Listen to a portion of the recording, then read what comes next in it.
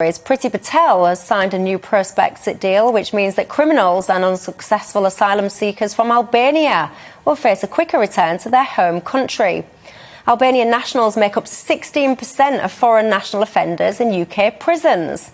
Data released by the Home Office shows the government has removed 254 Albanian criminals from the UK since April, as well as 85 Albanian nationals without legal status to remain in the country. And this week, as part of a cross-agency operation between Border Force and local police immigration enforcement officers, have arrested several Albanian nationals and charged them with offences, including cannabis production. GBNews was given an exclusive inside look into an Operation Kaluga, which was a dawn raid targeting organised immigration crime across South and West Yorkshire. Let's have a little look at that.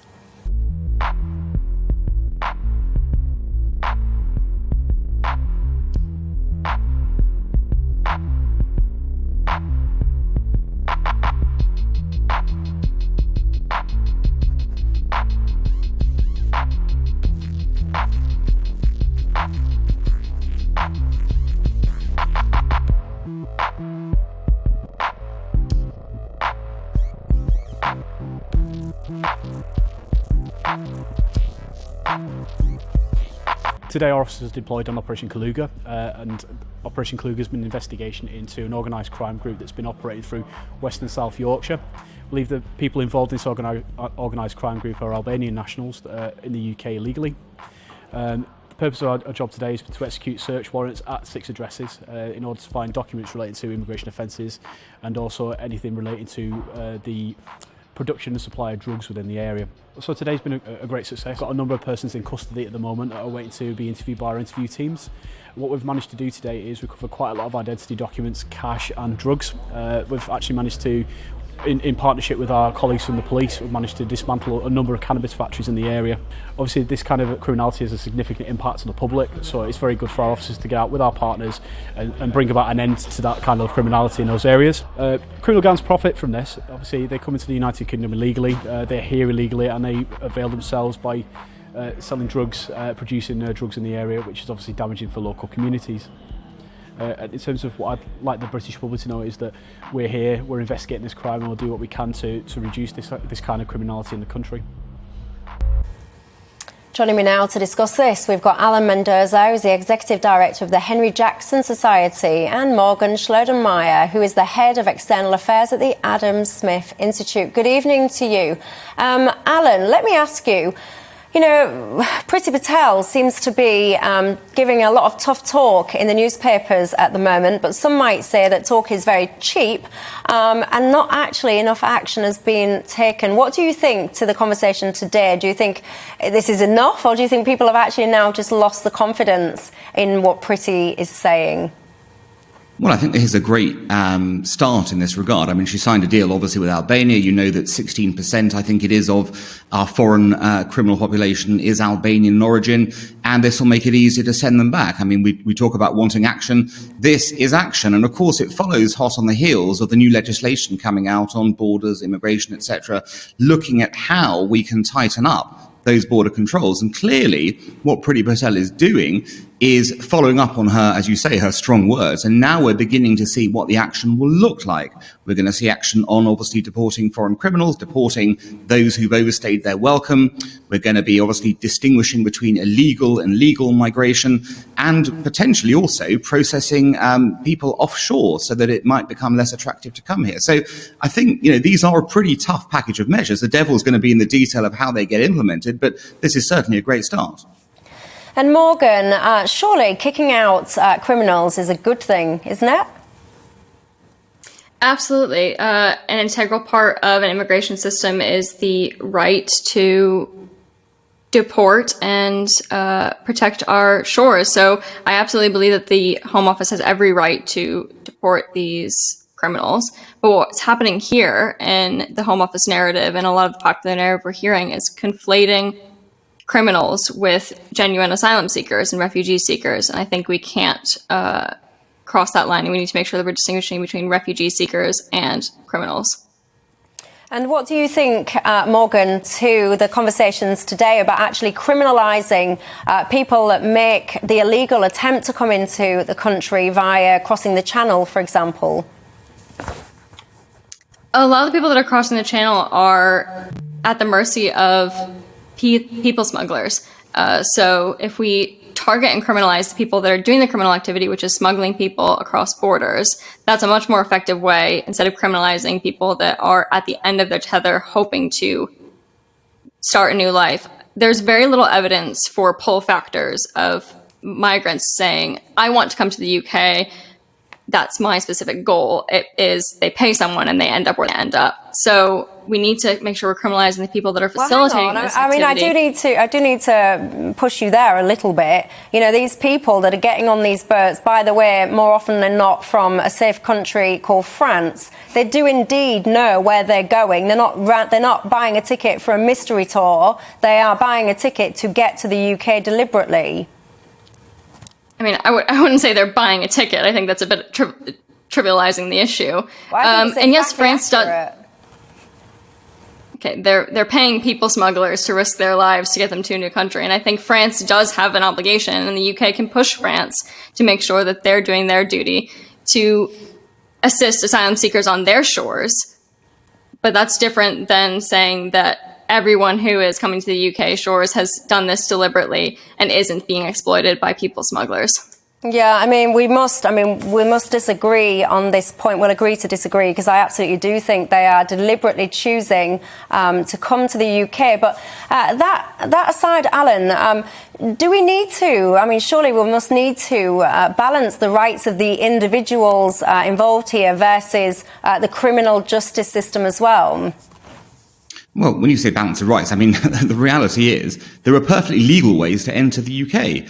I think Morgan doesn't take into account the fact that if you want to claim asylum in the UK, there are many places you can do it, which, before you get to the UK, in order to actually, kind of make that process, you can, kind of walk into an embassy somewhere and claim it for various reasons. So you don't have to come here in that way to do it. And I think what the government is trying to say here is, look, we're having a system where people are coming here, ending up staying by default, because they made it to our shores. It's then very difficult to deport them for various reasons. It's very difficult to actually process them, fairly in that way. And we need to get a system where people apply in advance, they do so legally and lawfully, and go down that route. And if you are a genuine asylum seeker, of course you're going to be welcome here in that way. I think what we have seen, though, is a lot of people who are migrants as opposed to refugees. And this is what this bill is supposed to stop. It's supposed to stop those people who are choosing to come to the UK. And the way it's going to stop them is to remind them that the UK is not open door season for them. They're going to be processed elsewhere. They're going to be potentially criminalised.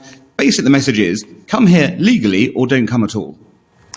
Come here legally or don't come at all, Morgan. Surely that's a sentiment you would agree with. Yes, I mean, you do want to prioritize legal immigration, obviously, but this government isn't doing that either. They're making it incredibly difficult to come here unless you have certain levels of skills, certain salary qualifications, language qualifications. So you're making it incredibly difficult for anyone to come here at all. Then you have the other factor of the idea that claiming residency or claiming asylum in this country is not easy. It's incredibly bureaucratic. You have to have a number of regulations, and you have to meet the requirements that are actually incredibly difficult to do. You have to be in the country 5 years to the exact day that you submit your paper application. These sorts of things are incredibly difficult to meet for asylum seekers and immigrants. So it makes it incredibly difficult to actually process these claims. And if we want to prioritize legal immigration and an actual effective refugee and asylum system where people aren't just trying to get here through the channel or by people smuggling, we need to make it easier for these people to actually get through the process of applying for asylum. Okay, Morgan Shondelmeier and Alan Mendoza, thank you very much for your time. I just want to bring in my panel briefly, if I may. Isabel, what's your view on this? Well, my view on this is it's quite astonishing that we're still having these conversations. I mean, I remember under the Labour government 15 plus years ago, them talking about getting tough on deporting foreign criminals. And it seems that successive governments are incapable of actually doing this in an efficient way. And it was good to see your exclusive following that operation there. But the numbers are pretty small that they were talking about, 6 or 7 people being targeted, known criminals, it seems, and will now go through the process. But there's a much bigger problem here, and the amount of resources that are being directed at it are minimal. And it is unbelievable to me that we still have literally hundreds of people coming across the channel. As you very rightly said, these people have come from France. It's not a dangerous country. They don't need to come in desperate states, risk their lives in that way. And absolutely we should be targeting the people traffickers because they are victims of those, but we're making it too easy for them to come over. Yeah, and Inaya, this is crossing the channel. I mean, something that sticks in my mind is, I think it was last month, and another 15-month-old little boy who died because his parents tried to cross the channel. His parents very sadly died. His sibling died. This is people, like children in some cases, are dying. I mean, OK, we have to accept here that the majority of these people making the crossings are learned men, but there are still children that are making these crossings with their parents, and it's an incredibly unsafe thing to do. So how do we stop that pull? I think that you're absolutely right. I mean, nobody wants people to be taking that incredibly dangerous journey that has literally risked people's lives. But I think Morgan from the Adam Smith Institute is right to mention that there are a complex range of reasons why this is happening. One of it is the people smugglers. But also there are very few legal routes to apply to refugee or asylum status.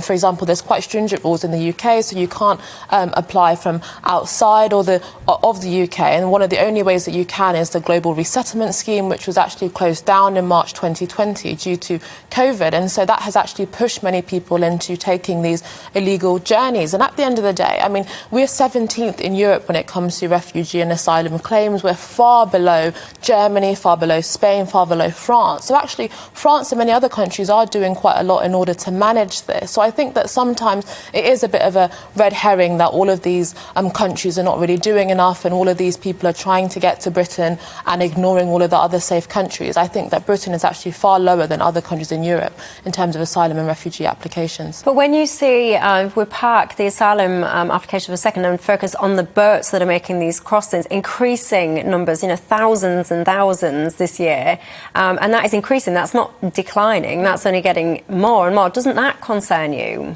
It absolutely concerns me. I think it's an incredibly dangerous journey. Many people die on that. And I think you are actually right to mention the makeup of those people.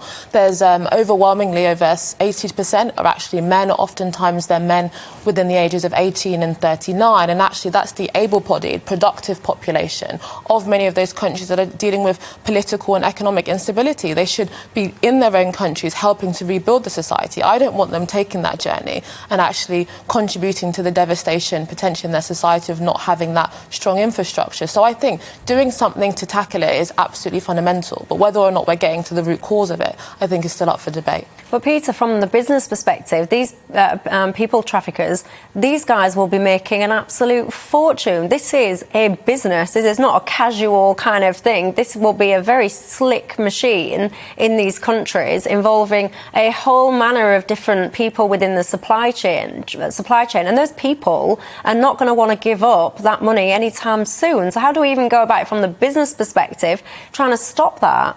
It's going to come down to actually having some enforceable laws on to make it so that it's not as easy for them to set up and traffic these people into this country. Because you're right, they do view it as a business. And you look at some of the costs for some of these things, they're in the thousands and thousands of pounds from people that are in need anyway and desperate, who probably have to borrow money or do whatever it is that they need to do because they think that they're going to get a ticket. We need to have more stringent enforcement, more stringent laws on that period, just to get them not to, bring this as a sustainable business. Well, Isabel, one of the things that I always wonder, and I suspect I won't know the answer to anytime soon, is we see in this media pictures of, we see the little boys, the little one a couple of weeks ago. Then there was the other one. Was it Ayun Kurdi? Was it last year or 2 years ago? So we see these really shocking images, and I wonder how many of those images make it back to the countries where people are trying to leave to actually show people people, this is the risk that you're taking, because those people leaving those shores, wherever those shores are, they'll be sold a dream. They'll be sold, don't you worry, we'll get you there safely. And I do wonder if any of those kind of negative stories make it back to the starting point where people are actually saying, because if I was in government and I was looking at, I mean, it's quite lucky for everyone that I'm not in government, quite frankly, but if I was, and I was looking at trying to stop these people from making these journeys, then I would be trying to get in the countries where they're leaving and make sure that the message is being received, that people are dying. This is not a golden ticket. You're not guaranteed to safely get to your destination. You're taking a monumental risk with your own safety. I think it sounds like an investigation for GB News. You need to go over there and see exactly what propaganda there is or isn't on these journeys. I mean, I guess from the point of view of those countries where people are coming from, the numbers are mercifully still very small. But you're right, of course they're being sold a dream. And I don't think anyone should imagine that it's anything other than a pretty desperate thing to do to cross the channel. But most of them are economic migrants. It's totally natural to want to build a better life elsewhere if things are pretty rough in your home country. But we must be able to distinguish between able-bodied young men who are coming in the hopes of building a better life and making money, which is, as I say, a perfectly natural thing to want to do, and those who really are fleeing persecution of some form or another. And I think those are a really tiny proportion of people coming over on boats. Yeah, indeed. Right, I think I've got time for a few more stories. Yeah, I've got 2 more minutes. Welcome to the GB News YouTube channel. You can watch us live 24 hours a day, catch up on your favourite shows and join in the conversation in the comments below. Don't forget to subscribe and you'll never miss any of our exclusive content.